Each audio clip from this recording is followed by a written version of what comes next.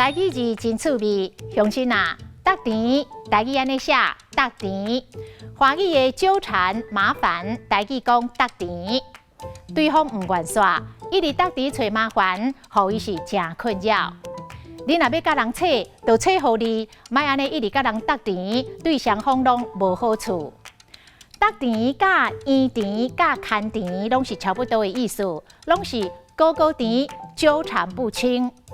啊，搭甜的搭，着搭，有一句俗语，马四脚有时嘛会着搭。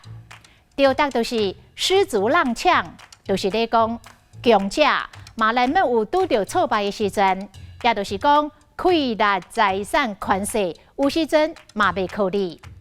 搭甜的搭，相搭，吵架斗嘴，因迄对翁仔某不时就咧相搭。过来稳当当，就是稳当，就是妥当可靠。你放心，这件代志交代互我，绝对是稳当当。